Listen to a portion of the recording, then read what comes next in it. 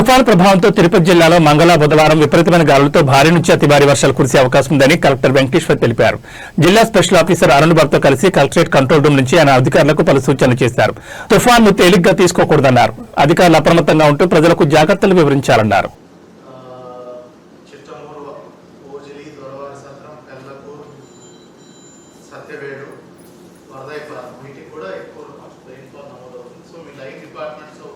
పరిస్థితిని ఎప్పటికప్పుడు తెలుసుకొని అదేవిధంగా లో లయింగ్ ఏరియాస్ ఇనండేట్ అయ్యేవి, పునరావాస కేంద్రాల షిఫ్టింగ్, రైట్, ఇది మనకి ఈరోజు మెయిన్ ప్రయారిటీగా పెట్టుకోవాలి.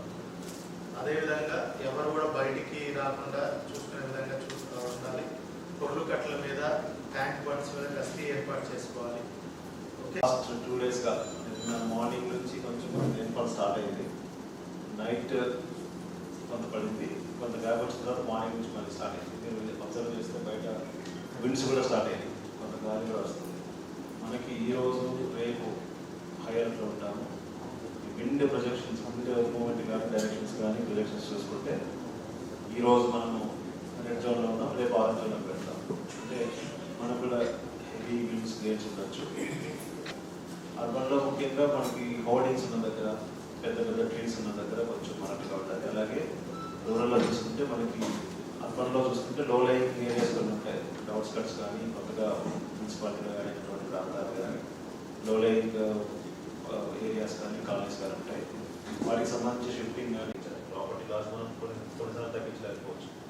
హ్యూమన్ లాస్ అయితే మనం తగ్గించడానికి మన చేతిలో ఉన్న పని, దాన్ని ఎవరు నిర్లక్ష్యం చేయకూడదు. ఈ రోజు రేపు మనకి ఫ్యూచర్ ఉంటుంది. ఒకవేళ అనుకున్నట్టుగా వాళ్ళు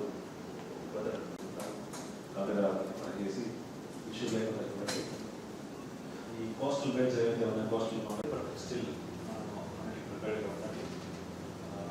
డిపార్ట్మెంట్లో ఏదైనా ఇష్యూస్ ఉన్న ఇన్సిడెంట్స్ ఉంటే క్విక్గా చెప్పండి, అదర్వైజ్ మనం క్లోజ్ చేసుకుంటాం.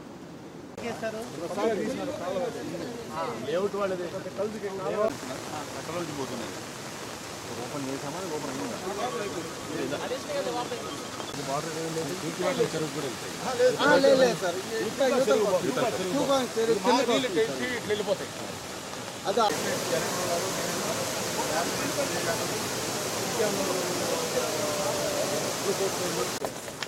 ఓకే ఓకే మొత్తం తర్వాత